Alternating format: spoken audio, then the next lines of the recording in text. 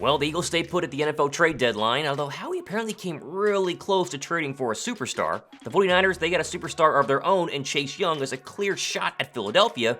And Dak Prescott and Micah Parsons, well, they took their shots at the Eagles yesterday, getting ready for Eagles-Cowboys on Sunday afternoon. I'm Thomas Mott. This is the Thomas Mott Show.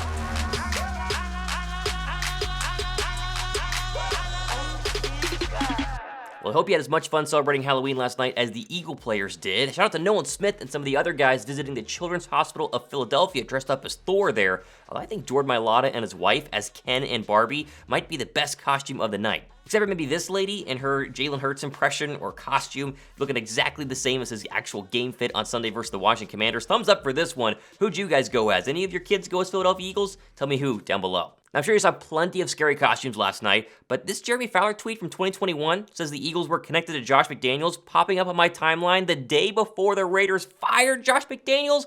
It's probably the scariest thing of all time. Imagine Philadelphia getting Josh McDaniels, maybe Jimmy Garoppolo, instead of actually getting Nick Sirianni, and then, of course, working it through with Jalen Hurts. Although, to be fair, I guess McDaniels' second stint as a head coach did technically last longer than his first one in Denver, so I guess it's a little victory.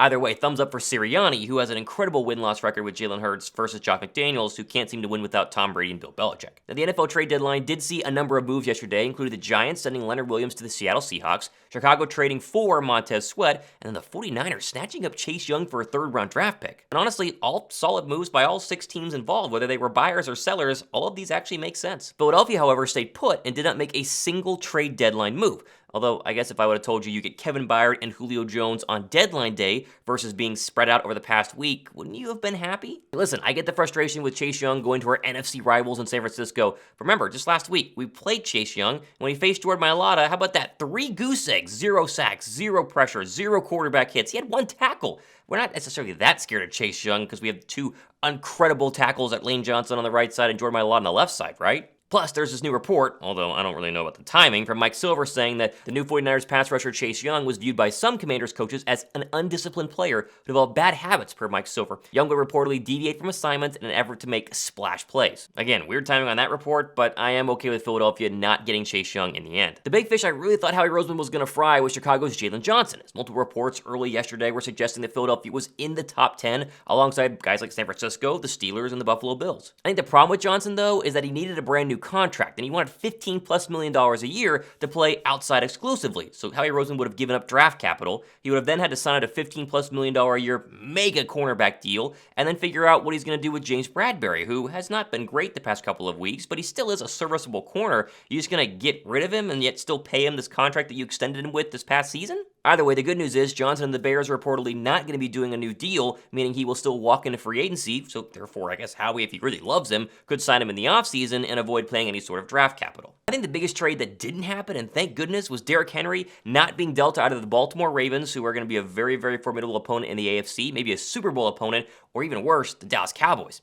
Henry on Dallas would admittedly been pretty good. I think it would have made them a lot better. I'm just glad that Jerry Jones couldn't come up with a deal. I also didn't see Patrick Mahomes get any new weapons at wide receiver, which I think is a big plus. There were rumors of DeAndre Hopkins potentially could go ahead and go to the Kansas City Chiefs. Again, Super Bowl matchup teams and a team you will play in a couple of weeks, but Mahomes without other star weapons on the outside so far this season has suffered 2 losses. When it comes to Philadelphia not making any trade deadline moves, I think Zach Berman summed it up best explaining the Eagles' lack of movements by basically saying, 1, Nolan Smith's developing and pushing for more playing time would be the team's ideal boost at edge rusher. The Eagles have core players such as Smitty, Landon Dickerson, all eligible for new deals, and they don't want to give up premium picks. That way they can control the cost-needed talent. And then finally, Cam Jurgens comes off IR. Julio Jones needs a spot on the 53-man roster soon. They were already tight on roster spots, and so adding somebody else means somebody had to go. All fair points. I totally agree. Although, could you have at least tried to get rid of Derek Barnett? I would love to know that. Did they at least try? Could you at least give us a little snippet? Hey, we tried, but nobody wanted him. I guess it does take 2 to tango, but that was the deal we truly all wanted.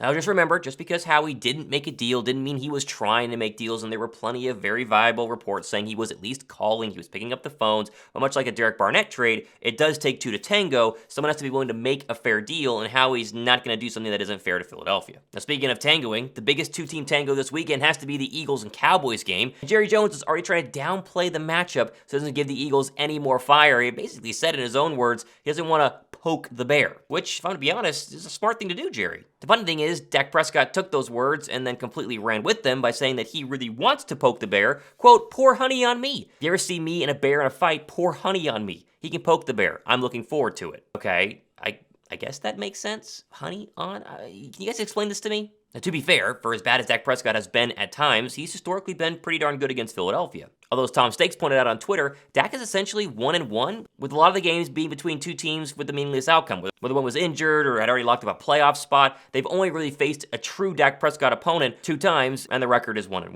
What's crazy is Dak and Jalen Hurts have never faced off against each other, despite the fact that Jalen has been a starter the past 3 years, and so has Dak Prescott. Now, Dak and Jerry might have lit the Eagles versus Cowboys week comment section ablaze, but the comment of the week goes to future Eagle Micah Parsons, who said, quote, it's going down at the link this weekend. I want to see all my Cowboy fans down there. Y'all know how they get down over there. Let's make it a home game Cowboys nation. I want to see y'all all there. Right, Micah, right. Yeah, you're going to see a lot of Cowboy fans there on Sunday. I'm sure, just look up into the crowd. There'll be a lot of very happy, Cowboy-friendly people who have taken over Lincoln Financial Field. Now, in terms of this big matchup, we did get some good injury news regarding Jalen Carter and his potential of playing through what's kind of a weird, undisclosed back situation. Jeff McClain tweeted this, quote, the Eagles received good news following tests on rookie defensive tackle, an NFL source said. He could be ready for Sunday's game versus the Cowboys. I expect a report later on this afternoon as they're going to go through their Wednesday walkthrough and give us a simulated practice report. Make sure you guys subscribe. I'll have an update on that for tomorrow's show. Here's hoping Carter can play, because I was told during the NFL draft by Cowboy fans that Mazi Smith, the first-round draft pick D-tackle from the Dallas Cowboys,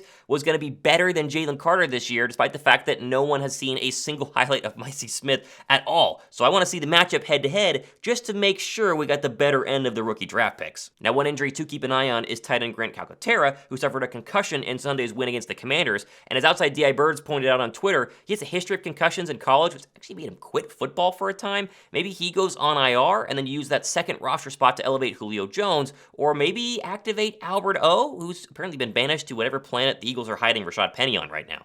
That would at least create the second roster spot that Philadelphia needs, because if you activate Cam Jurgens, you then are filled because the Contavious Street trade created a roster spot for that, and you need one more to go ahead and sign Julio Jones, because Sunday against the Cowboys is his 3rd activation with the practice squad, meaning you can't activate him again unless you go ahead and sign him to the active roster. Either way, I can't wait. Eagles versus Cowboys on Sunday. We'll be broadcasting it here on the channel, myself and Josh Davis. Be sure to subscribe and stay tuned for that. And of course, tonight, our Wednesday Link Live, 7 p.m. Eastern Time. Yes, we're going to take all your guys' questions, all your guys' thoughts on no trade deadline moves. You want to vent about what Howie did not do and what other teams did, that is the place to do it. 7 p.m. Eastern Time, myself and Josh Davis. We go for about an hour. We take all your questions. We talk about all the latest Eagles news, and it's a whole bunch of fun. Plenty more stuff happening the next couple of days and weeks. I'm Thomas Mott. This has been The Thomas Mott Show.